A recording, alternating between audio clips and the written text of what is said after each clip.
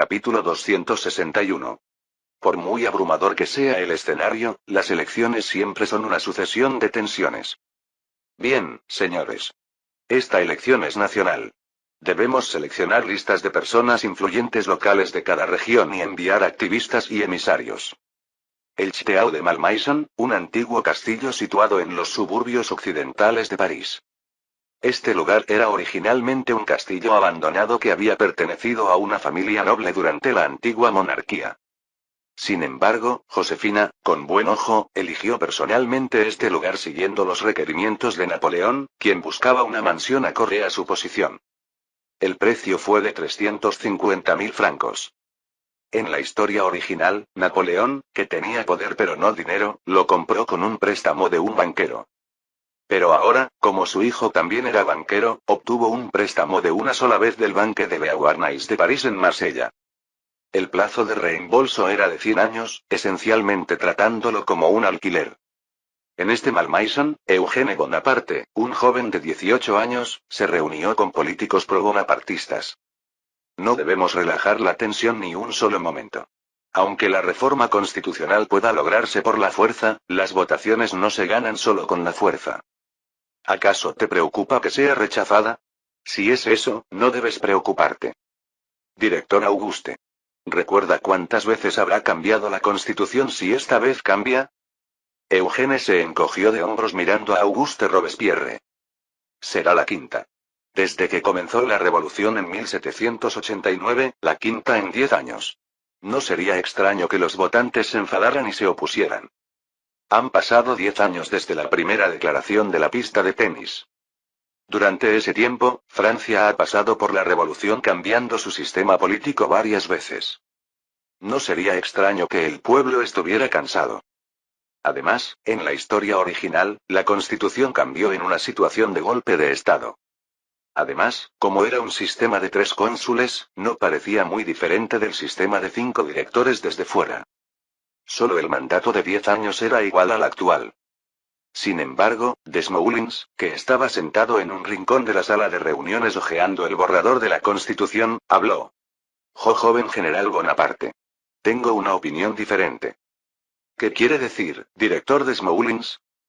Viendo la reacción del director Salicetti, parece que ni siquiera dentro del partido bonapartista hay su suficiente consenso. ¿No es así? Eugène asintió mientras miraba a Desmoulins, el periodista tartamudo. Es cierto. Mi padre lo decidió en el campo de batalla.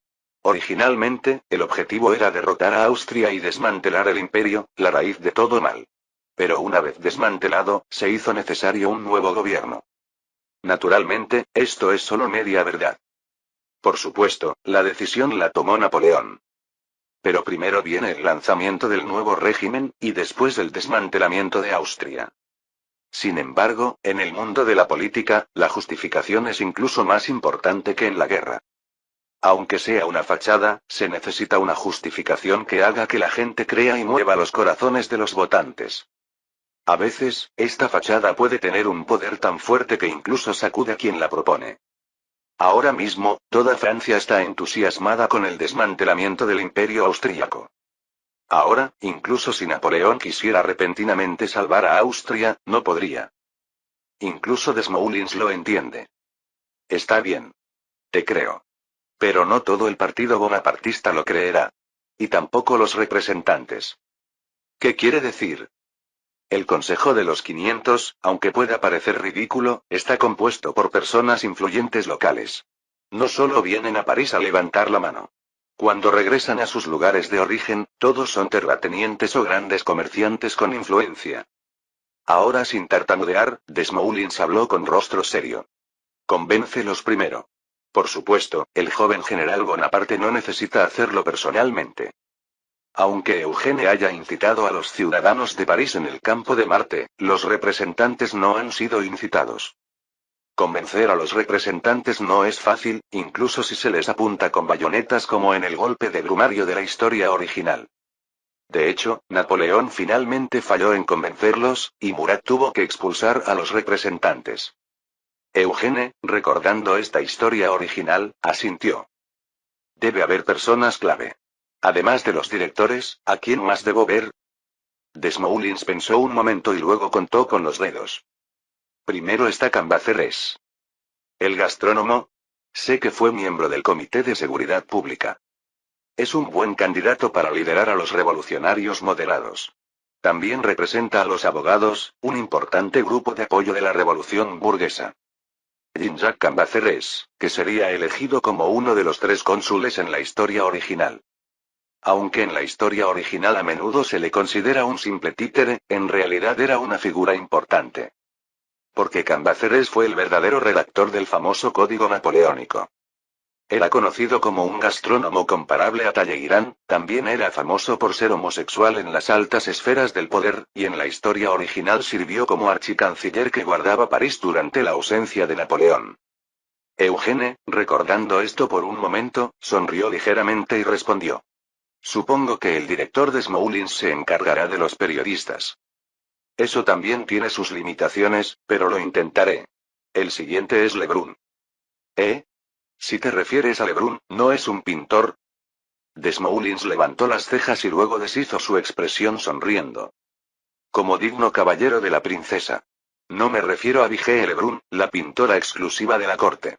Hablo de Charles Flanois Lebrun, el exministro de Administración y actual hombre fuerte del Senado. Vigée Lebrun, que no era otra que la pintora que había retratado a Antonieta. Una rara pintora femenina de esta época, también famosa por su belleza. De hecho, incluso se rumoreaba que Antonieta la mantuvo cerca por su belleza. Por supuesto, Desmoulins no se refería a Lebrun, sino a Lebrun, el senador veterano que había sido un magnate realista moderado y secretario del rey. También jurista, pero experto en asuntos financieros, en la futura historia original Napoleón lo nombró tesorero general. Y también fue el 3er cónsul en la historia original. Eugene, nuevamente recordando la historia original, asintió. Entendido. Convencer a estos 2 debe ser tarea fácil. ¿Eh? Bueno, siendo figuras importantes, no será tan fácil. Finalmente, necesitamos a Sieyès. ¿No se ha retirado ya? Sieyès, autor del famoso ¿Qué es el tercer estado? Un veterano revolucionario. Y en realidad, también fue el verdadero instigador del golpe de Brumario en la historia original. Sin embargo, una vez que Napoleón tomó el control, también fue una persona que perdió su posición y fue expulsada. A Eugene, que mostraba una ligera inquietud, Desmoulins lo persuadió calmadamente. Precisamente por eso lo necesitamos. Para convencer a aquellos que tienen dudas sobre esta reforma constitucional. No es absolutamente necesario. Pero hay una razón por la que Eugene eligió elecciones desde el principio. Para llevar a cabo todo el proceso de transferencia de poder legalmente, con la comprensión de los ciudadanos. Si puede evitar discordias, incluso un político siniestro es necesario. Entendido. Le confiaré la organización electoral al director Auguste. Justo cuando la aprobación y la petición de Eugene se producían simultáneamente, Auguste, el gran fan de Napoleón, hizo brillar sus ojos. Déjelo en mis manos. Incluso cuando mi hermano estaba vivo, yo me encargaba de la gestión organizativa. Ahora, era el momento de que los bonapartistas se movieran. Sin embargo, las elecciones no se llevan a cabo solo con figuras prominentes. Únete al club de Bonaparte. Una nueva era, una nueva constitución, un nuevo líder. Los agitadores gritan por todo París, y los ciudadanos se aglomeran. Los formularios de solicitud para unirse al club se amontonan tanto que recuerdan a los primeros días de la revolución. En aquel entonces, los jacobinos mostraban tal popularidad. De repente, Hippolyte preguntó a Eugene, que caminaba por las calles de París con el sombrero calado. ¿Qué? ¿No se suponía que el club de Bonaparte se refería a nosotros, los miembros centrales? Ese es el club de Napoleón, Hippolyte. Con solo oír el nombre, es fácil confundirse. Pero, ¿en qué se diferencia esto del club jacobino, el club girondino o el club feuillán? Aunque el nombre es club, que en inglés sería club, es prácticamente un partido político. No está tan sistematizado como los partidos políticos modernos de la historia original. Sin embargo, en términos de funcionar como una organización partidista, el jacobino, el girondino y el feuillán son todos iguales. Sin embargo, el llamado Partido Napoleónico, o los bonapartistas, tienen una diferencia. Es un club que sigue a un líder, no a una ideología. Viendo a lo lejos a Armand Ganeau gritando como uno de los agitadores, Hippolyte inclinó la cabeza. ¿En qué se diferencia eso de la monarquía? Justo en el momento en que un ex hijo adoptivo de la realeza trabaja como activista. Es diferente. Aunque es fácil convertirse en un dictador, al final la política es creada por líderes y seguidores. ¿No nos mostró Robespierre lo que sucede cuando uno se inclina demasiado hacia la ideología? Entonces, ¿está bien seguir a un líder? Eugene pensó un momento y sonrió amargamente. Siempre que no cometa la locura de ir a Rusia, supongo. De hecho, que un partido se mueva con líderes y seguidores es común en países emergentes. Sin embargo, si no pasa de esta etapa a una de ideología, políticas y partido de masas, es fácil convertirse en un estado dictatorial unipersonal. Por supuesto, Eugene ya estaba pensando en una monarquía constitucional. Junto a Eugene, sumido en sus pensamientos, Hippolyte se burló. ¿El general Bonaparte está loco? Como si fuera a ir a Rusia. Sí, si no estuviera loco, no iría. Oh, pero pensándolo bien, viendo cómo quería ir a Egipto. No, espera. Por cierto, ¿a quién vamos a ver ahora? Ante la aguda observación repentina de Hippolyte, Eugene respondió concisamente. Talleyrand. Café Prócope, un lugar famoso al sur del río Sencia. Originalmente un lugar frecuentado por revolucionarios. Aunque Eugene tiene el apodo de Caballero de la Princesa, ahora es un orgulloso general victorioso del ejército revolucionario. No hay razón para ocultar su identidad con un sombrero. A menos que sea para tener una conversación privada. Talleyrand, que ya estaba sentado, levantó la mano mientras sorbía su café. Parece que ya tiene edad para beber café, Monsieur Bonaparte. Llámeme simplemente Freischutz. Podría confundirse fácilmente con mi padre. Ja, ja, hagámoslo así. General Freischutz. Bien, ¿cuál es la razón para verme? Eugene, después de tomar un sorbo de café, inmediatamente le entregó un documento. Desliz. Talleyrand, sin siquiera mirarlo, preguntó elegantemente. ¿Qué es esto? Es una lista de los sobornos que ha recibido recientemente. Estados Unidos, la Casa Real Austríaca, e incluso, curiosamente, sobornos de la corte danesa. Son solo regalos. ¿Ha venido a advertirme? Mirando fijamente a un Talleyrand que seguía imperturbable, Eugene respondió. Si hubiera querido interrogarlo, habría llamado a la guardia de seguridad en lugar de venir a verlo. Se lo muestro para acelerar nuestra conversación, Monsieur Talleyrand. Normalmente, convencer a alguien como Talleyrand requiere mucho tiempo. Pero Eugene no tiene tiempo que perder. Por eso, abiertamente le mostró que tenía su punto débil. Talleyrand, como el astuto que era, pareció darse cuenta rápidamente de la situación. Bien. ¿Qué debo hacer? Eugene fue directo al grano. Convenza a Sieyès. A favor de la reforma constitucional y que apoye a mi padre como cónsul. Sieyès es un oscuro conspirador de la era revolucionaria. En la historia original, cuando Napoleón enfrentaba la crisis de Marengo, Sieyès incluso preparaba un nuevo golpe de Estado. Por eso Eugene no tiene muchas ganas de intentar convencerlo personalmente. Sin embargo, alguien debe ir a convencerlo. Y Talleyrand es el hombre perfecto para esto. También porque él mismo es un conspirador. Talleyrand miró a Eugene en silencio y luego inclinó la cabeza. Según tengo entendido, hay dos personas más que convencer. ¿Se lo dijo Salicetti? Si se refiere a Cambaceres y Lebrun, ya me reuní con ellos. Vaya, es rápido. ¿Dice que los convenció? Eugene respondió fríamente. Les ofrecí lo que querían. Monsieur Talleyrand, es su turno. Traiga a Sieyès a Malmaison mañana. Entonces, haré la vista gorda sobre los sobornos que recibió del enemigo Austria. De todos modos, Cambaceres y Lebrun también se unieron al bando de Napoleón en la historia original. Así que para Eugene, no eran figuras que le causaran mucha preocupación. Por otro lado, Talleyrand, cuyo interior es difícil de leer, es más preocupante. Sin embargo, ahora necesita a esta serpiente. Hagámoslo así, Monsieur Freischutz.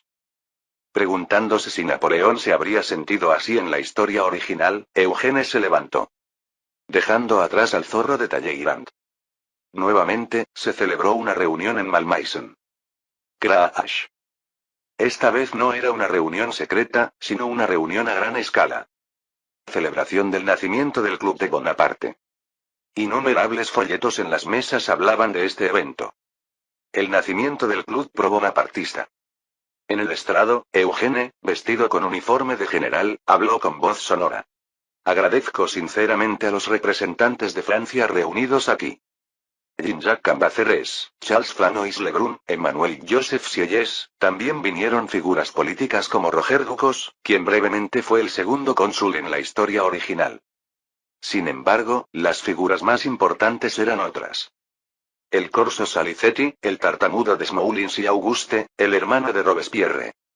Entonces, Lucien Bonaparte, miembro del Consejo de los 500, preguntó con voz quejumbrosa. No hables mucho. Eugene, no, general Freyschütz. ¿Qué debemos hacer ahora? Aunque parece lleno de descontento, esta vez Lucien también seguirá el plan.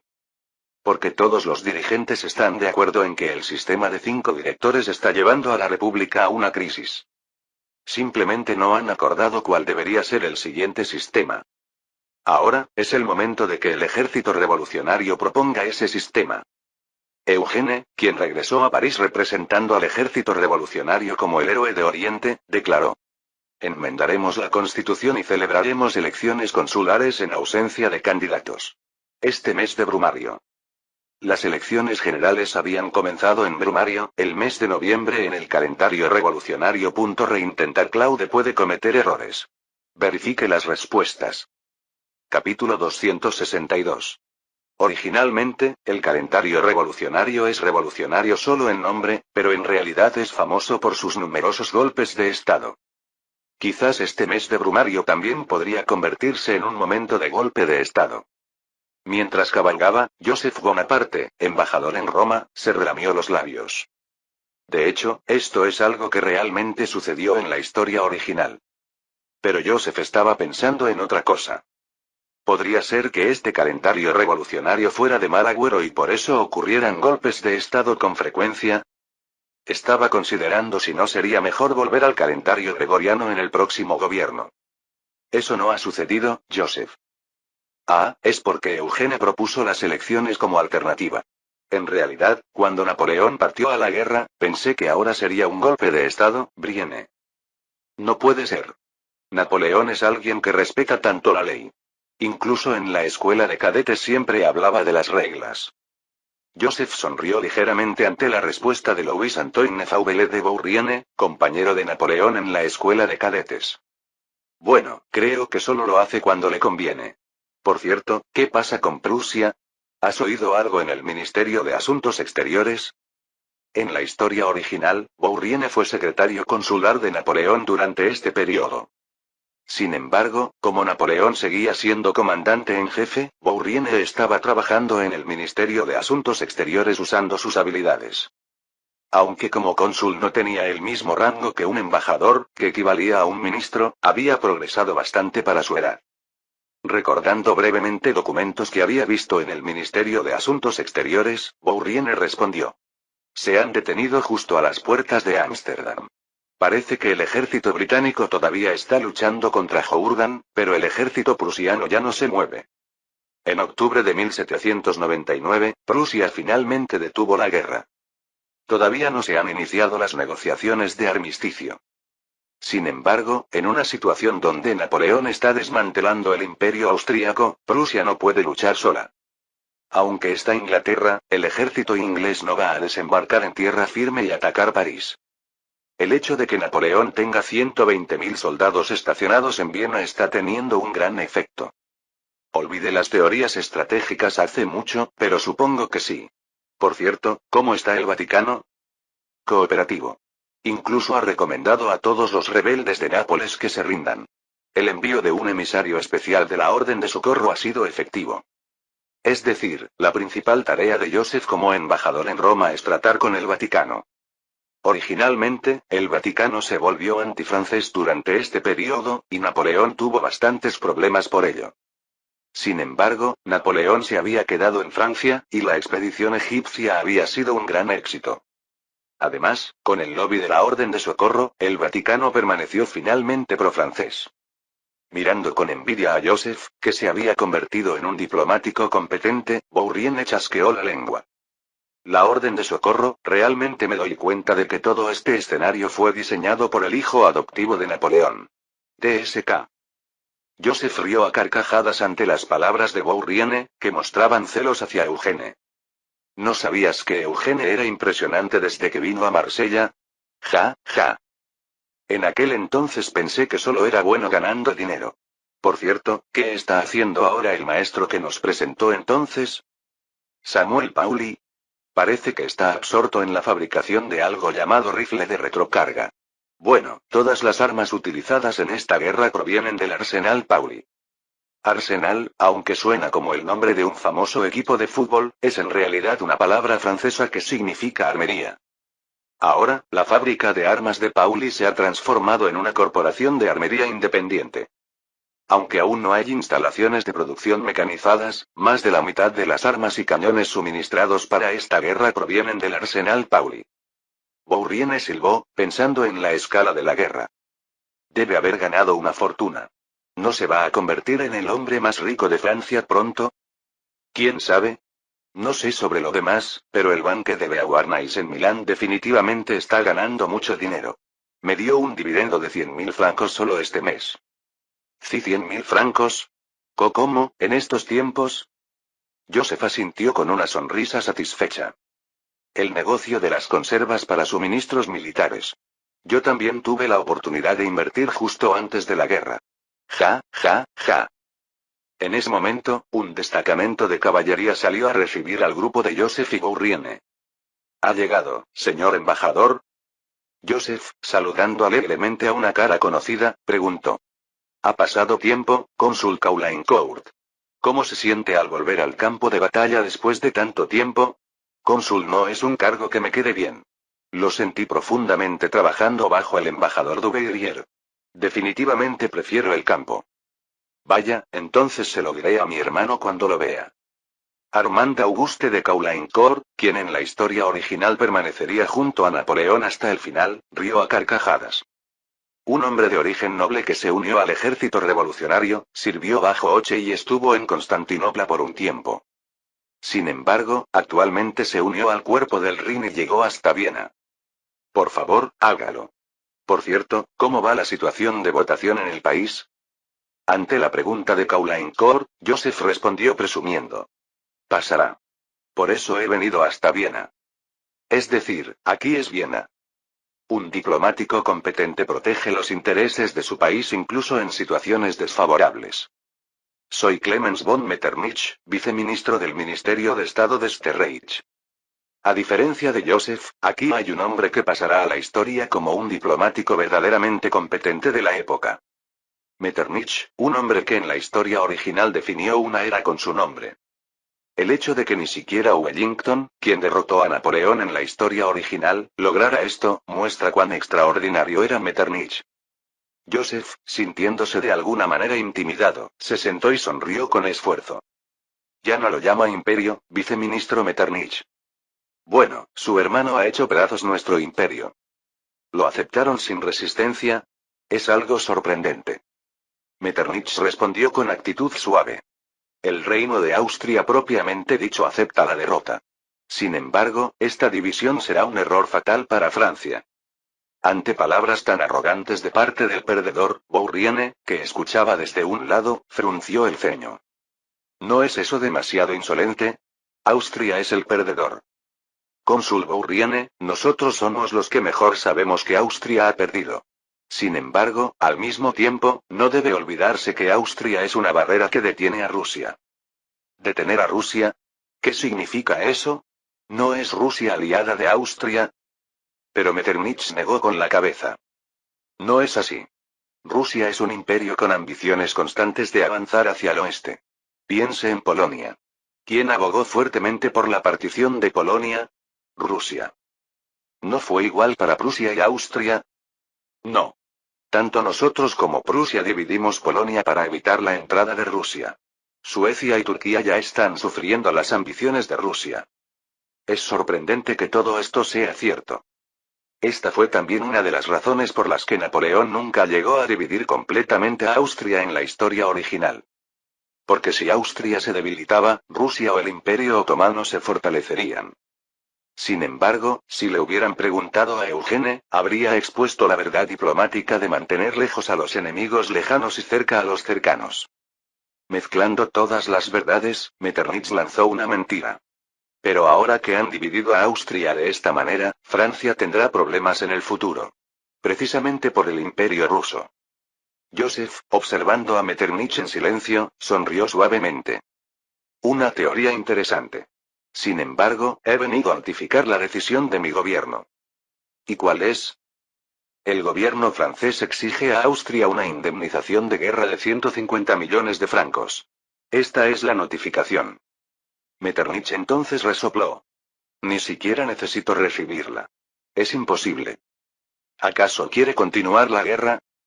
Mejor conviertan a Austria en territorio francés. Ante una respuesta tan audaz, Joseph estaba a punto de inhalar cuando Metternich torció la comisura de sus labios. Eso sería mucho más fácil de aceptar, señor embajador. En ese momento, Joseph se dio cuenta. Él no era la persona adecuada para esta reunión. Debería haber venido Napoleón en persona para intimidar, o el ministro de Asuntos Exteriores francés Talleyrand directamente, o incluso mejor, Eugene. A pesar de todo, una de las virtudes de Joseph es cumplir diligentemente con las misiones asignadas. Mientras Joseph se relamía los labios y escogía sus palabras, sucedió. Un diplomático realmente audaz. En cambio, esto sí es posible. ¿Qué es esto? De repente, Metternich le entregó documentos en un sobre. Un regalo. Una muestra de cortesía de la Casa Real de Habsburgo para el embajador y el cónsul. Bourrienne, que estaba abriendo discretamente el sobre, se sorprendió. Pensaba que no sería gran cosa por lo delgado que era, pero resultó ser algo extraordinario. Porque eran bonos del gobierno británico. Pero, ofrecerlos tan abiertamente. Es algo que agradezco. Embajador Bonaparte. Joseph, riendo a carcajadas, dividió los bonos por la mitad, se los entregó a Bourrienne y dijo. Sería problemático rechazar una muestra de cortesía. Bien, entonces. Empecemos las verdaderas negociaciones. ¿Hasta dónde puede llegar Austria? En un ambiente de negociación mucho más suave, una vez más Metternich mostró su audacia.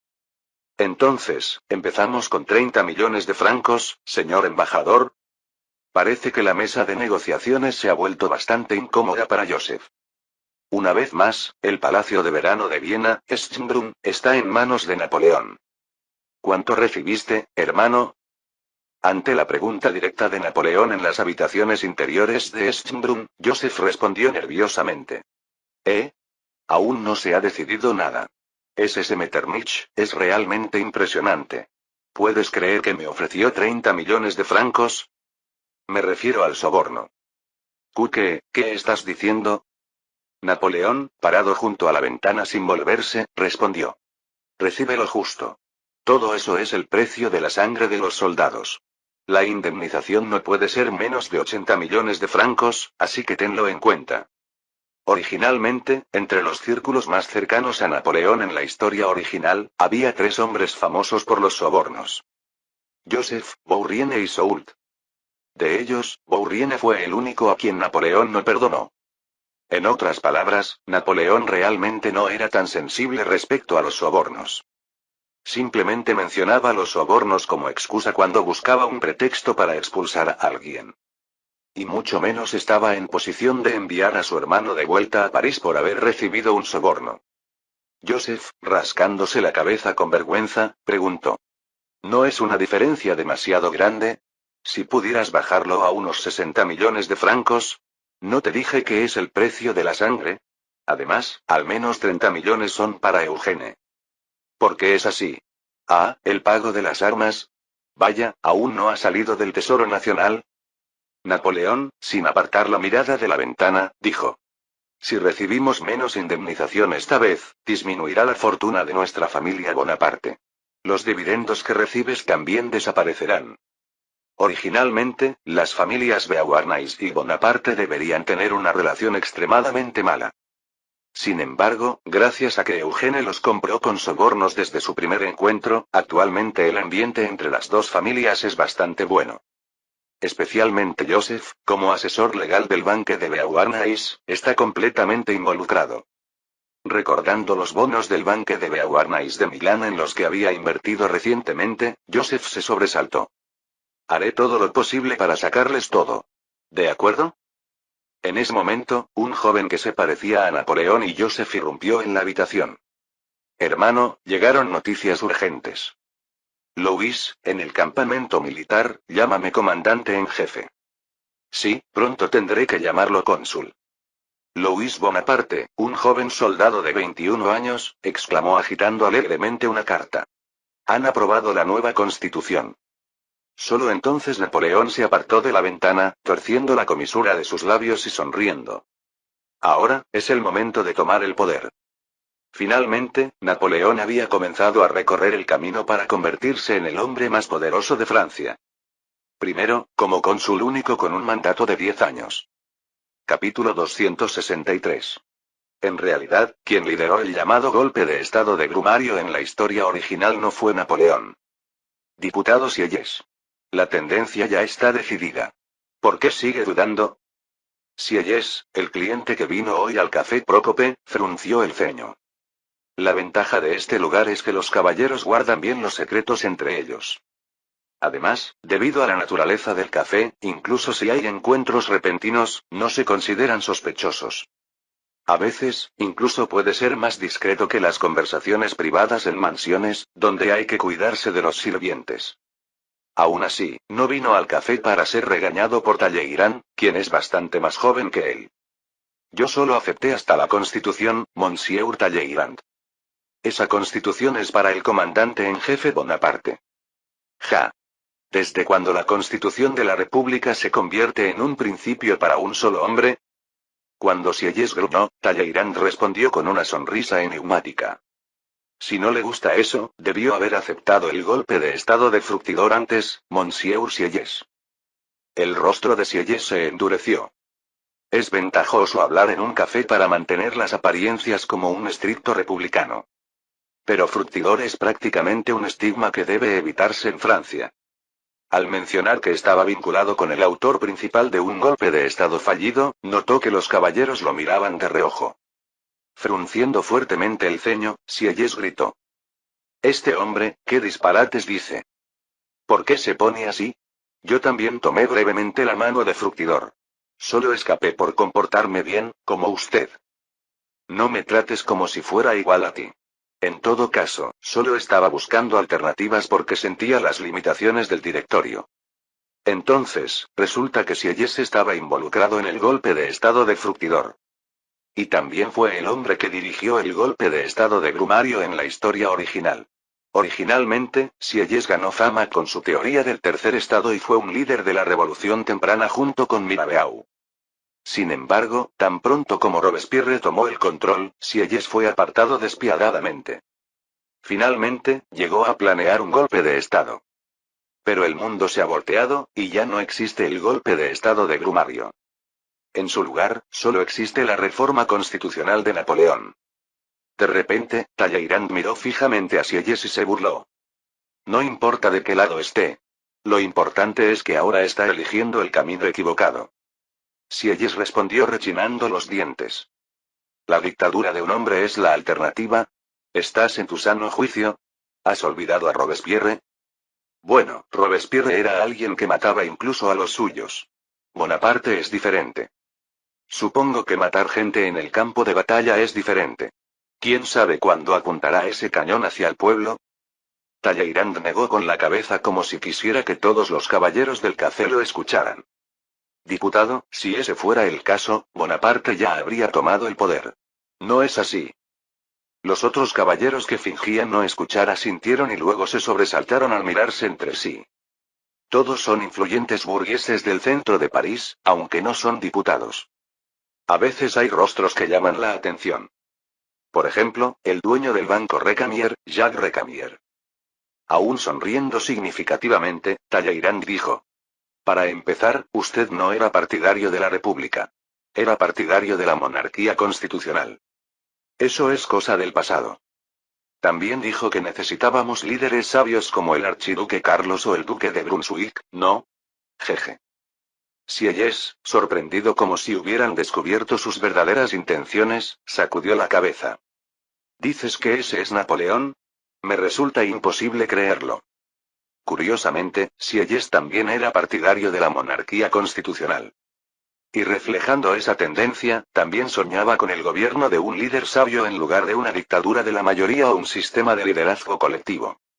Por eso, en la historia original, a veces proclamaba al archiduque Carlos de Austria o al duque de Brunswick, comandante del Sacro Imperio Romano que estuvo en Valmy, como modelos de líderes. No fue por nada que atrajo a Napoleón al golpe de estado de Brumario, usándolo como figura pública. Por supuesto, termina perdiendo el control ante Napoleón, quien tiene mucha más determinación. Incluso en este momento, Sieyès ha puesto un pie dentro, pero sigue dudando. Talleyrand tomó un sorbo de café y trató de persuadirlo. Ha conquistado Italia, ideó el plan para conquistar Egipto y desmanteló el imperio. ¿No fueron Oche y Eugene quienes hicieron lo de Egipto? Bueno, reconozco lo de Italia y el desmantelamiento del imperio. Pero aún así, ¿no son logros militares? El gobierno de la tierra conquistada, Italia, funcionaba eficientemente. Al menos hasta justo antes de la guerra. Enfatizando que Napoleón no era un simple soldado, Talleyrand lanzó una extraña sugerencia. Es un candidato a líder al que vale la pena confiarle Francia. Por supuesto, si no lo es, simplemente lo derrocaremos. Analizando las palabras de Talleyrand, Sieyès frunció el ceño. ¿Cómo? Diputado Sieyès. Habla como si fuera la primera vez. ¿Qué hemos hecho? Derrocamos y matamos al rey. Es cierto. No lo deseaba, pero al final... De repente, Talleyrand bajó extremadamente la voz. ¿Cree que no podríamos derrocar a un simple cónsul? Nadie alrededor debió haber escuchado estas palabras. Sieyès tomó aire y miró a Talleyrand a los ojos. Es un revolucionario conocido por ser extremadamente pragmático. ¿Cuánto se puede confiar en él? Bien. Anunciaré una declaración instando a nombrar a Bonaparte como cónsul. Tú tendrás que responsabilizarte por esas palabras. Justo cuando Sieyès estaba a punto de levantarse con una expresión aparentemente reluctante, Talleyrand sonrió amablemente de nuevo. Por Francia, puedo hacer cualquier cosa. Sieyès. Incluso si eso significa traicionar al líder al que servía. No todos los opositores son persuadidos fácilmente con palabras.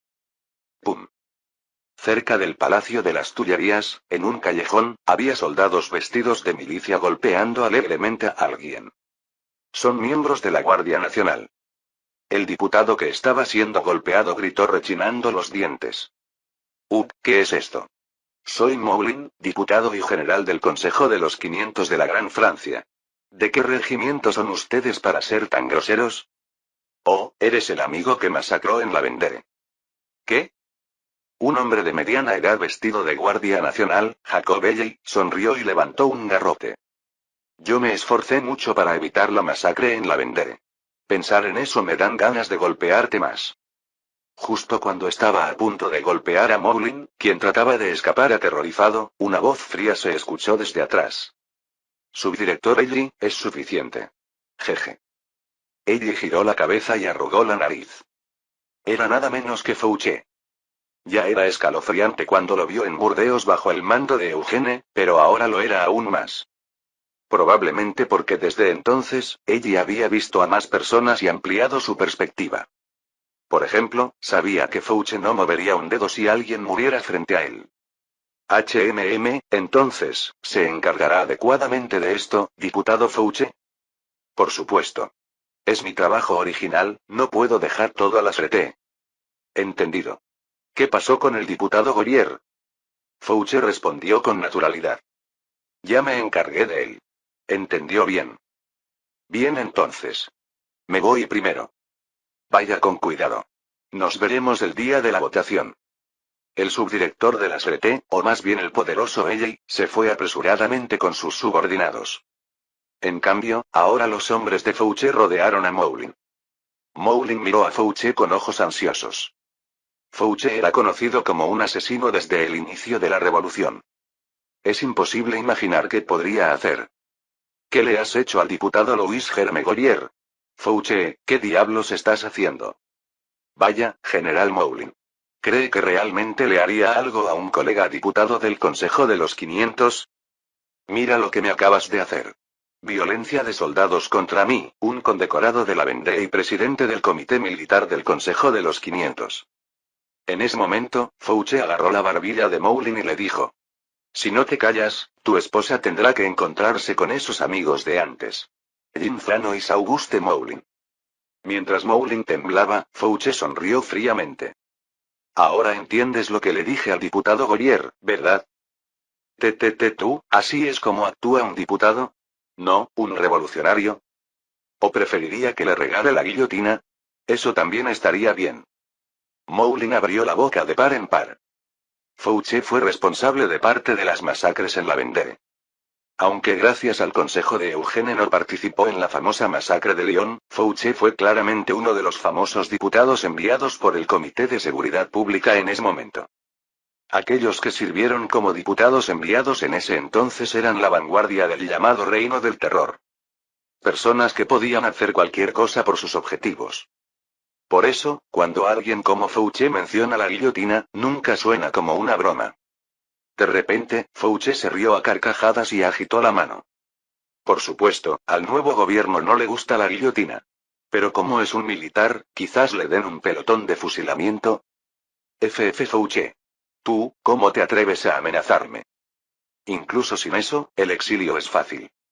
En un instante, Fouché volvió a endurecer su rostro y miró fijamente a Moulin. ¿Quieres ser expulsado a esta edad sin un céntimo, Moulin? En la historia original, en el golpe de estado de Brumario, dos personas se opusieron hasta el final. Uno fue Goyer, famoso por ser un revolucionario veterano, y el otro fue Moulin, un ex general de la campaña de la Vendée que representaba a los jacobinos militares. Originalmente, Napoleón los sometió a ambos por la fuerza. Sin embargo, Eugène le había pedido a Fouché que los ajustara de antemano. Moulin, temblando de pies a cabeza, gritó: ¿no se ha aprobado ya la Constitución? Nunca podré hacer una declaración de apoyo. No es necesario. Entonces, ¿qué es lo que quieres? Fouché declaró con rostro despiadado. Manténgase callado. Como ahora. O no conspire. Con un tono que sugería que, si no escuchaba, realmente le esperaría la boca de un cañón. Por supuesto, hay otra persona en París que puede decidir sobre la vida y la muerte en este momento. Informo, patrón. Talleyrand ha persuadido a Sieyès, y la declaración se anunciará mañana. Eugenia asintió mientras escuchaba el informe de la Roche-Jacquelin, el director de la Sûreté que ahora había regresado a París. Habrá que preparar el puesto de embajador en Estados Unidos para Sieyès. ¿Puede el patrón decidir eso? No, pero a mi padre no le importará, ¿verdad? A menos que fuera Moulin. En ese momento, Hippolyte, que estaba tomando notas de instrucciones a un lado, preguntó. Entendería si fuera Inglaterra, pero ¿no es un puesto menor ser embajador en Estados Unidos? ¿Eugène? En la era moderna de la historia original, el embajador en Estados Unidos es uno de los cargos más altos en el Ministerio de Asuntos Exteriores de cualquier país. Sin embargo, en 1799, antes incluso del siglo XIX, es casi lo mismo que ser embajador en África. De hecho, el cónsul de Egipto, un país del continente africano, podría ser más valorado. Sin embargo, desde la perspectiva de Eugène, el puesto de embajador en Estados Unidos es en realidad muy importante. Porque será una pieza clave en la guerra diplomática cuando se decida la hegemonía del Nuevo Mundo en el futuro. No es por nada que eligió a alguien tan importante como Sieyès. Así lo verá él. ¿Lo envías porque no es útil? ¿O porque es peligroso? Más bien porque sería inconveniente si Estados Unidos se mueve ahora. Alguien como Sieyès es una de las personalidades más famosas que conocen todos los políticos estadounidenses. Después de Mirabeau y Lafayette. Entonces, Hippolyte, que estaba dando vueltas con los ojos, preguntó de nuevo. ¿No sería mejor enviar a Lafayette como embajador en Estados Unidos? Eugène abrió mucho los ojos y luego se acarició la barbilla. Aunque no había pensado en esa designación, podría resultar una decisión excepcionalmente acertada. Especialmente si estallara una guerra en el Nuevo Mundo. Después de todo, Lafayette es un hombre que ganó fama en los campos de batalla del Nuevo Mundo. Esa también es una opción. Lo pensaré. De todos modos, ahora tengo que ir a hacer el trabajo final. ¿Qué es, llamar a Fouché para que se encargue de todos los demás opositores? ¿Crees que soy Robespierre? No es eso, tengo que ir a ver al presidente. Eugene se levantó de su escritorio en el banco Beauharnais y sonrió. Lucien. Ahora es el momento de comenzar el trabajo final para elegir al candidato a cónsul. Capítulo 264. Aquí hay un hermano menor que siempre ha tenido que vivir a la sombra de sus excelentes hermanos mayores. No me gusta este momento. Especialmente que sea un escenario para mi hermano Napoleone. Por supuesto, Napoleón diría exactamente lo mismo. Lucien Bonaparte, el hermano inmediatamente menor de Napoleón. Desde su juventud temprana estuvo impregnado del jacobinismo, llegando a adoptar el nombre de Brutus en cierta época. Considerando que el Napoleón de la historia original tomó a César como modelo, sería un apodo bastante peculiar. Además, originalmente se casó revolucionariamente con la hija de un posadero de manera repentina, lo que enfureció a Napoleón. Ahora, gracias a que Eugene intervino un poco para que llegara temprano a París, todavía está soltero. Sorprendentemente, a diferencia de su hermano o hermana, era bastante decente y aparentemente no causaba problemas con las mujeres. Eugene sonrió mientras le ofrecía café a Lucien, a quien había llamado al banco Beauharnais. Lucien, si quieres puedes retirarte. Este es café egipcio, tómalo antes de irte. Primero, corrige ese tono arrogante. Claramente soy tu tío, ¿no? Espero que no pretendas ser mi cuñado solo porque jugaste con Pauline. Ah, ¿por qué dices eso? No pasó nada. Para empezar, Pauline, no, la tía Pauline se embarcó como polizón por su cuenta. Cuando Eugene perdió la compostura y gritó después de mucho tiempo, Lucien se rió con aire triunfal. Por supuesto. Si realmente hubieras jugado con Pauline, serías una de dos cosas. O muerto por mi mano, o muerto por la mano de mi hermano Napoleone. En un instante, Eugene sintió como si le hubieran echado agua fría encima. Actualmente, Lucien solo tiene 24 años. Sin embargo, en la historia original, durante este mismo periodo, Lucien se convirtió en presidente del Consejo de los 500 y contribuyó al éxito del golpe de Estado. No se puede decir que sea inferior a Eugene, de 18 años, en habilidad política. En otras palabras, lo desestabilizó a propósito. Al parecer, sería peligroso bajar la guardia. Eugene, mirando fijamente a Lucien, se encogió de hombros. ¿No hay otras opciones? ¿No conoces la vendetta corsa? Si causas deshonra, es la muerte. Ah, hay una más. Morir a manos de nuestra madre. Bien, solo dime si apoyarás la resolución. Cuando Eugene preguntó con rostro nuevamente compuesto, Lucien chasqueó la lengua y respondió. Habiendo llegado hasta aquí, ¿cómo podría dar marcha atrás? Si lo hiciera, yo también moriría. Pero tengo una duda. ¿Cuál? Mi hermano Napoleone, se detendrá aquí. La mano de Lucien señaló el libro de la Constitución del nuevo gobierno. Según esta Constitución, el consulado tiene un mandato de 10 años. ¿Se detendrá ahí? Originalmente, en la historia original, avanza 3 pasos más. Primero a cónsul vitalicio, luego a emperador, y después incluso intenta establecer una sucesión hereditaria. ¿Podría un verdadero jacobino como Lucien aceptar esto? No es por nada que Lucien terminó huyendo a Estados Unidos en lugar de cooperar con Napoleón. Eugene sonrió significativamente y respondió. Eso es algo que nadie puede garantizar. ¿Por qué no? Tú puedes. Es un escenario que tú creaste. No conoces muy bien a tu propio hermano. Golpeando ligeramente el libro de la Constitución con un tono algo sarcástico, Eugene dijo. Este no es un escenario que yo creé. Más bien, yo mismo estoy jugando en un tablero creado por padre. Padre ha estado corriendo desde el día de Fructidor, quizás desde la victoria de Tolón. Justo hacia este punto. Esta afirmación no es en absoluto una exageración. Aunque la intervención de Eugene ha facilitado un poco la toma del poder de Napoleón. Sin embargo, esto solo significa que Napoleón ha sufrido menos dificultades, no que Eugene haya creado esta estructura. Desde el momento de su éxito en Tolón, Napoleón ha estado corriendo esencialmente hacia la posición de primer hombre de Francia. La victoria solo ha facilitado la realización de esa ambición. Además, incluso Eugene todavía se mueve dentro del marco de la ambición de Napoleón. Verdaderamente, no es incorrecto llamarlo un gigante. Lucien frunció el ceño. ¿Ese es el brumario de hoy? Bueno, exactamente sería mañana, ¿no? Aunque la Constitución ya está en vigor, nominar candidatos y proceder a la votación es tarea del Consejo de los 500. Dices que los votantes moverán solo si los diputados están convencidos. TSK. Chasqueando la lengua nuevamente, Lucien inclinó la cabeza. Bien, entonces, ¿cuál es tu opinión? ¿Hasta dónde crees que llegará mi hermano? Eugene golpeó el libro de la Constitución por un momento antes de preguntar. ¿Hasta dónde estarías dispuesto a aceptar?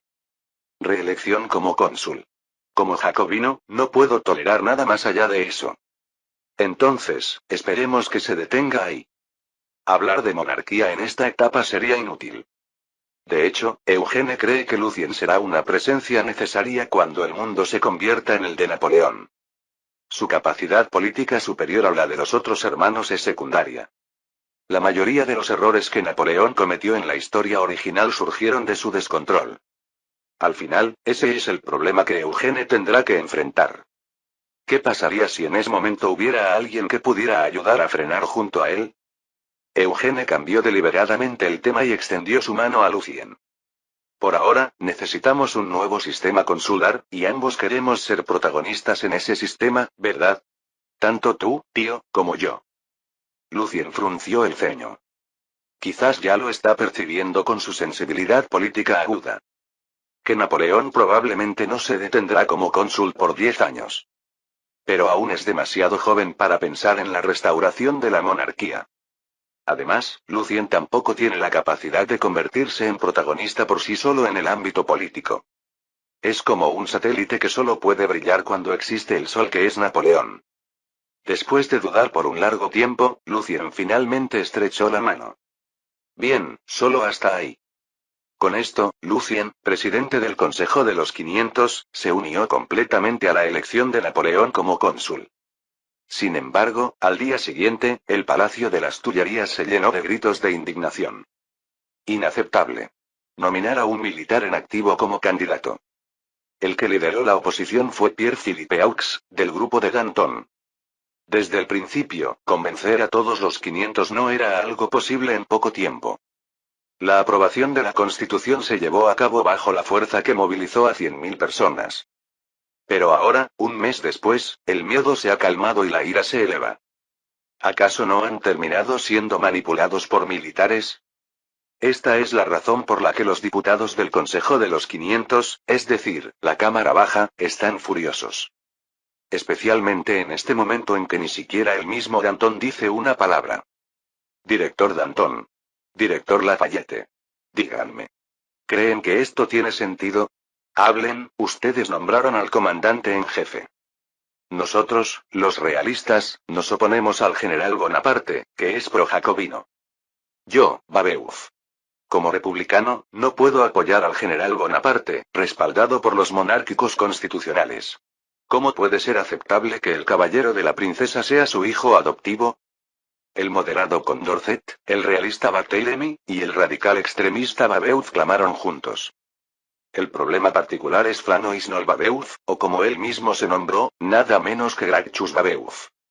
Es un nombre que Eugene consideraría propio de un síndrome de 8º grado, pero él mismo lo toma muy en serio. También es conocido como el precursor del comunismo, enemigo de todos los monarcas y capitalistas. En la historia original, ya habría intentado una insurrección y muerto. Pero debido a que Napoleón se quedó en Francia, Babeuf no tuvo oportunidad de iniciar su insurrección. Irónicamente, gracias a eso, ahora se opone a Napoleón. Danton suspiró y levantó la mano para hablar lentamente. Bueno, la Constitución ya ha sido aprobada y... Danton. ¿Dónde está el hombre que rugía como un león? ¿Estás apoyando la monarquía constitucional? Extraño verte derrocando reyes. ¿Acaso te has vuelto cobarde con la edad? Babeuf, eso es demasiado. Mientras Danton se enfurecía, Junot le preguntó a Eugene, quien observaba la situación. ¿Sacamos a ese tipo? Actualmente, Junot está al mando de facto de la policía de París. Pero Eugene negó con la cabeza. Si solo movilizaran soldados como en la historia original, no habría sentido haber implementado un sistema electoral. No, Junot. Si hacemos eso, solo provocaríamos más resistencia de los diputados. Parece que ya todos están resistiendo. Ese Fouché dijo que callaría a toda la oposición, pero era pura fanfarronería. La oposición ya está callada. Los que están haciendo ruido son los que pensábamos que estaban de nuestro lado. Excepto Babeuf. Eugene miró fijamente a Lafayette, que estaba en un lado de los asientos. Condorcet, Barthélemy, e incluso Philippe Aux están bajo la influencia de Lafayette. En resumen, los que están haciendo alboroto ahora son la gente de Lafayette. Lafayette mantiene los ojos cerrados sin decir nada. Pero a través de otros diputados, está diciendo implícitamente. Aunque no le gusta esta constitución, se opone aún más al gobierno de un solo hombre por parte de Napoleón. Justo cuando Eugene entrecerraba los ojos, ¡bang! En ese momento, todos se sobresaltaron por el sonido de un disparo. Cuando giraron para mirar, quedaron aún más sorprendidos. Porque Lucien, en el asiento del presidente, apuntaba su arma al aire. El joven diputado de 24 años, Lucien, miró a todos desde la plataforma y dijo: Como no guardan silencio, estoy usando mis poderes como presidente para imponer el orden. Un arma. Presidente, ¿qué está haciendo? El derecho a mantener el orden es la autoridad más básica del presidente. Si no escuchan, primero les romperé la boca con una bayoneta y luego los arrastraré fuera. Diputado Babeuf. Babeuf tembló y gritó. Como su hermano es militar, usted también nos amenaza con un arma. En ese momento, Lucien bajó de la plataforma y se acercó a Babeuf. Justo cuando Babeuf retrocedía temeroso, destelló una daga. ¡Fush! Babeuf abrió la boca de par en par y exclamó. ¿Qué estás haciendo? Arg, miren. Diputados. Aquí está la sangre de su representante, su presidente. Juro por esta sangre. ¡Qué acto tan bárbaro! ¿Cómo? En realidad, Lucien no había apuñalado a Babeuf. Se había cortado su propio brazo. Incluso Eugene estaba sorprendido, observando la escena. El impetuoso, o más bien sangriento hombre corso, Lucien, levantó su brazo y gritó. En los primeros días de la revolución, actué bajo el seudónimo de Brutus. Como miembro de los jacobinos corsos. En la era moderna de la historia original, Córcega, o Corsé como se le llama en francés, es famosa por algo completamente distinto. Por la infame reputación de la mafia corsa que aterrorizaba a toda Europa. Lucien, que de alguna manera recordaba a esa mafia, agitó su brazo y miró fijamente a los diputados petrificados. Brutus fue quien clavó una daga en el corazón del dictador, César. Como todos saben. El autoproclamado Brutus gritó de repente al autoproclamado Gracchus. Si mi hermano Napoleón traiciona. Yo, Lucien Bonaparte, clavaré un cuchillo en el corazón de mi hermano. En ese momento, Auguste, el hermano de Robespierre que había permanecido en silencio, se levantó de un salto. Sigan al presidente. Yo, Auguste, creo en ese juramento. Nomino a Napoleón Bonaparte como candidato a cónsul. Simultáneamente, Talleyrand, Desmoulins y Fouché se levantaron para unirse. Yo también lo nomino. A Napoleón Bonaparte. Es un jacobino dedicado. Un héroe de la nación y un soldado que ha salvado al país. Es el que impidió la masacre de la Vendée. Como destructor del imperio, es el verdadero defensor de la república.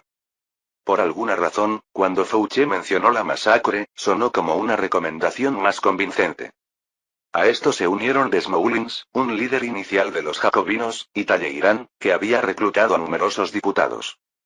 Con esto, la tendencia quedó decidida. Si no hay opositores, elegiré a Napoleón Bonaparte como candidato único por unanimidad. Mientras el presidente Lucien agitaba el mazo presidencial con su brazo izquierdo, todos guardaron silencio o vitorearon. Bam. Bam. Bam. 9 de noviembre de 1799. El mes de Brumario. El último año registrado en el calendario revolucionario. Napoleón Bonaparte fue elegido por la Asamblea como el único candidato a cónsul de la República Francesa. Ahora solo queda la votación de aprobación. Dios mío, Lucien era ese tipo de persona. Salicetti, quien no había podido desempeñar ningún papel en esta elección, agarró a Eugene y preguntó. Siempre ha sido bueno para los discursos. ¿No lo sabía, Monsieur Salicetti? ¿Qué pasaría si realmente lo apuñalara? Honestamente, no hay manera de que el general Napoleón se detenga aquí. SHH. Eugene puso un dedo en sus labios y sonrió significativamente. Eso es algo para lo que hay un margen de 10 años después de que se convierta en cónsul, ¿no es así? Salicetti asintió con la cabeza. El llamado sistema republicano no es adecuado para personas como Salicetti. Un sistema monárquico, por el contrario, ofrecería más oportunidades a Salicetti. Por lo tanto, la insinuación de monarquía de Eugene fue más agradable para Salicetti. Es cierto. En ese momento, desde el lejano centro de votación en la Plaza de Marte de París, resonó el fuerte grito de Lucien. Se abre la votación. Al mismo tiempo, la gente comenzó a entrar en masa al centro de votación. ¡Boom! Fue el momento en que comenzó el referéndum nacional sin precedentes con la participación de 7 millones de votantes. Capítulo 265. Hubo un tiempo en que se pensaba que derrocar al rey era toda la revolución. Sin embargo, la verdadera revolución puede completarse con la elección de un líder. ¿Por qué? En un lugar cerca de París, antes conocido como el Condado de Champagne, un orador estaba proclamando. El nombre del orador era Pierre-Claude Franois Daunou. Originalmente era uno de los expertos constitucionales del partido girondino. También fue uno de los profesionales que redactaron el nuevo sistema político centrado en un cónsul único. Aunque ahora era uno de los diputados enviados por todo el país para la elección del cónsul Napoleón. La verdadera razón por la que ocurrió la revolución es una sola. Porque Luis XVI arruinó el país. Correcto. Y después solo hubo personas que amenazaban las elecciones. Desde Robespierre hasta Marat y Fructidor.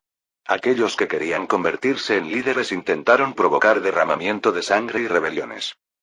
Mientras los jacobinos de la región de Champagne se unían, Daunou asintió. Aquí está el único salvador de Francia. El general Napoleón Bonaparte. Los campesinos y burgueses de toda la región de Champagne vitorearon. Napoleón. Napoleón. Napoleón. ¡Viva Bonaparte! Libertador de Italia, conquistador de Egipto, destructor de Austria. Me parece que en medio hay logros de otra persona. De todos modos, ¡viva Napoleón! Esta área consiste en extensas llanuras y colinas bajas. En la historia original, el famoso champán es precisamente el vino que comenzó en este lugar. Jacobelli, quien observaba el discurso desde una colina, asintió. Pronto llegará el momento del recuento de votos. ¿Hay algo que ver? De todos modos, es solo una votación a favor o en contra, subdirector Eli. Si hay más de 100.000 votos en contra, eso por sí solo se convierte en un poder enorme. ¿Por qué? Porque significa que podrían surgir 100.000 enemigos. El comandante de facto de las RT, Eli, desvió la mirada. Por cierto, el capitán Sulkowski regresó a salvo. Monsieur Vidocq. Vidocq, quien había emergido como un importante ejecutivo de las RT durante la expedición a Egipto, torció la boca. Sulkowski, originalmente en la historia original, era el ayudante de Napoleón que murió en la expedición a Egipto. Sin embargo, como Eugene no lo llevó a Egipto, el destino de Sulkowski también cambió. Fue seleccionado como uno de los espías secretos de las RT y se le asignó la misión de vigilar los movimientos del ejército ruso. Fue descubierto en el camino y torturado, pero fue encontrado por agentes de las RT después de la guerra y al menos salvó su vida. Lo que significa que no murió. Si su criterio para estar bien es tener ojos, nariz, boca y extremidades conectadas, entonces sí. Jeje. ¿Falta mucho para su recuperación? Si está preguntando si puede ser enviado al campo, le diría que lo olvide. Los rusos lo golpearon como si fuera uno de sus propios soldados, está hecho un desastre. Ella chasqueó la lengua. Entonces, dile que asista a la ceremonia de inauguración del cónsul. Por cierto, ¿cuándo dijeron que regresaría el comandante en jefe Bonaparte? Vidocq respondió sin mirar ningún documento, confiando solo en su memoria. Partirá de Viena en una semana. Probablemente llegará a principios de diciembre. Ya es finales de noviembre. En una era con redes de comunicación insuficientes, el referéndum nacional estaba tomando cerca de un mes. Con 7 millones de votantes y un largo proceso de persuasión, no se puede decir que sea lento. Sin embargo, para quienes supervisan las elecciones, es inevitable sentirse impacientes. Desde el inicio de la revolución, la aparición de variables imprevistas ha sido común. Entonces deberé vigilar bien el estado de la votación hasta entonces. ¿Va a manipular los resultados? No, pero es fácil declarar algunos votos como inválidos, ¿no? Mientras observaba la espalda de Ellie que se alejaba a caballo, Vidocq se rió. Jeje, entendido. Entonces, nos vemos en París. Detrás de Ellie, que se adelantaba, Downow, el guardián de la Constitución, estaba gritando. Apoyemos la esperanza de una nueva Francia con votos a favor. Es el momento en que quienes alguna vez fueron devotos de la revolución ahora trabajan apasionadamente para un gobierno consular unipersonal. Sin embargo, Napoleón ya ha transformado Europa más allá de la Revolución Francesa. Comandante Moreau, encantado de verlo. Parece que ha pasado casi 3 meses desde nuestra última reunión privada. En el interior del palacio de Schönbrunn, en un espacio que alguna vez habría usado el emperador del Sacro Imperio Romano, entró Moreau. Moreau miró al general más bajo que él y bajó la cabeza. El nombre del hombre que está usando este lugar como si fuera el dueño es Napoleón. Ha sido porque su excelencia el comandante en jefe ha estado demasiado ocupado. No, debería llamarlo su excelencia el cónsul. Ni siquiera se ha anunciado oficialmente al ganador todavía. Gracias a su ayuda como refuerzo, comandante Moreau, pude lograr esta gran hazaña. ¿Realmente se está desmantelando el Sacro Imperio Romano, o más bien el Imperio Austríaco? Napoleón respondió mientras bebía café como si fuera agua. Así es. Los diplomáticos negociarán los detalles, pero la estructura principal es simple. Vamos a independizar todos los territorios que Austria ha heredado en nombre del emperador. Si hay casas reales, quedarán como tales, y si no, como república satélite. Suena simple en palabras, pero no es una tarea fácil en absoluto.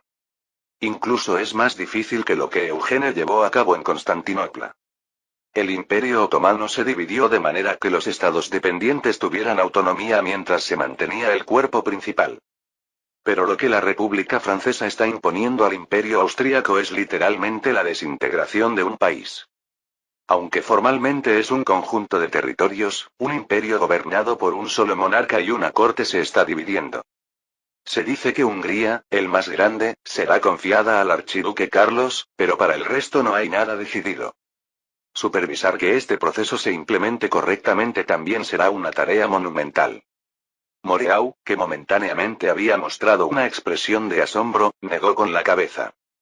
Será un trabajo tremendo. Este será un proyecto importante durante su mandato como cónsul. Usted será el supervisor. ¿Qué? ¿Qué quiere decir? Napoleón sonrió enigmáticamente y dijo. Comandante de las fuerzas de ocupación del Reino de Austria, Teniente General Jean-Victor Marie Moreau. Ese será su nuevo título. Teniente General, un rango que en otros países se conoce como Mariscal de Campo. Francia todavía no tiene claramente establecido este rango. Pero Napoleón, quien pronto se convertirá en el hombre más poderoso de Francia, asignó arbitrariamente un rango adecuado para un comandante. De repente, Moreau, que estaba parado en estado de shock, frunció el ceño. Comandante en jefe, no, su excelencia el cónsul. Ese cargo es demasiado generoso para mí. No, tiene que ser usted. ¿Por qué me confía una responsabilidad tan importante? Completar el trabajo de desmantelamiento del imperio traería una gloria inmensa. Además, comandar una fuerza de ocupación de al menos 50.000 hombres para este propósito también es una autoridad significativa. Pero, ¿no es Moreau un rival de Napoleón dentro del ejército? ¿Por qué no confiar esta tarea a uno de sus allegados? Depende de cómo lo mire. Quizás podría decirse que estoy dejando a un rival en el extranjero. ¿Hay alguien que deje a un rival en el extranjero con poder militar, sin saber cuándo podría traicionarlo? Dígame la verdadera razón. Ja ja ja. Me creería si le dijera que es porque confío en la habilidad, el sentido del honor y el patriotismo del teniente general Moreau. Napoleón se rió a carcajadas y luego miró fijamente a Moreau. Bien, le diré la verdadera razón. Porque en esta Francia, usted es el segundo mejor soldado después de mí. También esta noche, y su hijo adoptivo Eugene. Y Massena o Augereau. Massena y Augereau son solo comandantes de división por ahora. Oche está lejos en Egipto, y Eugene debe venir como mi asistente. Entre los que quedan en el ejército, usted es el número 1. Napoleón, con una sonrisa enigmática, lanzó una propuesta muy tentadora. Desde aquí, vigile al archiduque Carlos y supervise el trabajo de división del imperio. Hasta el punto de no retorno. Había un nombre que movió el corazón de Moreau más que cualquier otra cosa. Carlos Luis de Habsburgo. Un adversario al que nunca había podido vencer adecuadamente. Permanecer allí para supervisar que ese adversario no resurgiera. Para un hombre como Moreau, es una tentación imposible de rechazar. Seguiré las órdenes de su excelencia el cónsul. Mientras observaba la espalda de Moreau, que se retiraba con entusiasmo a diferencia de cuando llegó, José, que estaba junto a Napoleón, preguntó. ¿Con esto es suficiente, Napoleón? ¿Verdad? Sería muy peligroso tener a Moreau en el país. Aunque es demasiado insuficiente para llamarlo mi rival, es fácil que se convierta en el eje central de los jacobinos. ¿No sería mejor vincularlo a través de un matrimonio? Tenemos a Pauline, y también a tu hija adoptiva, ¿cómo se llamaba? Hortense ya está en edad de casarse. Originalmente en la historia original, Napoleón tenía una estrategia para proponer a Moreau. Era precisamente el matrimonio entre Hortense y Moreau. Pero ante las palabras de José, Napoleón negó con la cabeza. Bueno, Pauline tiene otros usos. Y Eugene se opondría a lo de Hortense. Por ahora, juzguemos cuando regresemos a casa. Hay algo que ha cambiado completamente de la historia original. La presencia de Eugene se ha vuelto extremadamente importante. Ya sea para Francia o para Napoleón.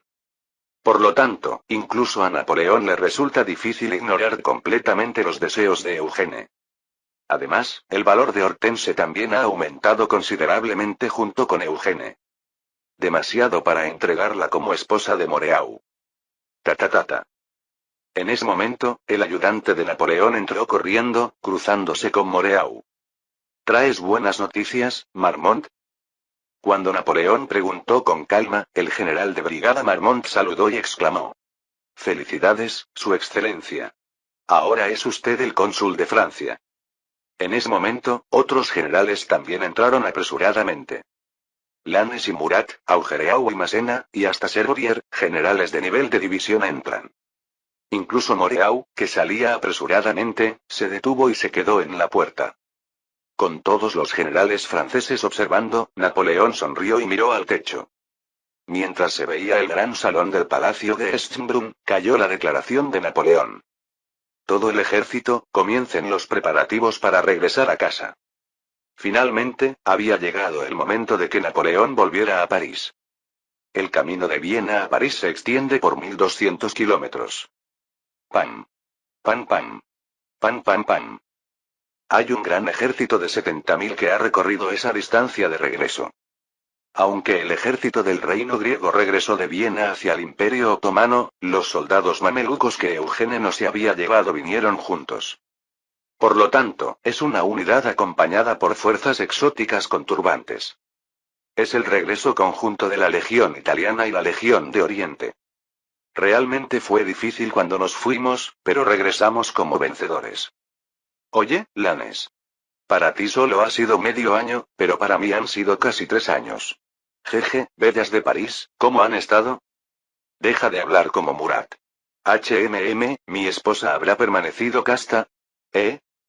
Lannes se acarició la barbilla mientras hablaba con Junot y abrió mucho los ojos. Mira, ¿no es ese Freschutz? Se podía ver a Eugene esperando a caballo frente a la antigua puerta en las afueras de París. De Sykes, quien lideraba la vanguardia, se acercó montado en un caballo blanco. Su aspecto era tan elegante que si las doncellas lo vieran, probablemente lo considerarían un príncipe en su corcel blanco. Comandante, ya está aquí. Tenía entendido que la ceremonia oficial sería en la Plaza de Marte. Ha pasado tiempo, de Sykes.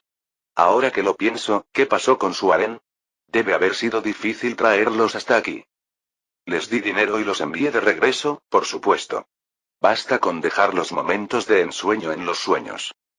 Eugene sonrió ante la respuesta educada, digna de un noble graduado de la Academia Militar, y preguntó. Buenas palabras. ¿Y padre, es decir, su excelencia el cónsul? En ese momento, se acercó la guardia del comandante en jefe Napoleón. Tac, tac, tac. Soldados que en la historia original se convertirían en la Guardia Imperial. Todos muestran una apariencia imponente con gran estatura. Pensando que se vería perfecto si solo se colocara aquí la caballería de coraceros, Eugene exclamó. Saludos al protector de la Gran Francia, el cónsul Napoleón Bonaparte. De repente, la brigada de carabineros a caballo que Eugene había traído levantó sus carabinas. Presenten armas. Mientras los jinetes se alineaban a ambos lados, se acercó Napoleón con su sombrero de general. Buen trabajo, hijo. Presento mis respetos a su excelencia el cónsul. Bien, asistente en jefe. Napoleón, montado a caballo, tomó la mano de Eugene, que abría mucho los ojos. Ahora, construyamos una nueva Francia. A lo lejos se escuchan los vítores de los ciudadanos de París. Uaaya. Diciembre de 1799. Se llevó a cabo la elección del cónsul ausente. El elegido como cónsul fue Napoleón, candidato único con 5,2 millones de votos a favor, 8,000 en contra y 790.000 votos nulos. Fue el día en que finalmente nació un gobierno consular unipersonal en la Francia revolucionaria que había sufrido el caos. Fin del capítulo 265.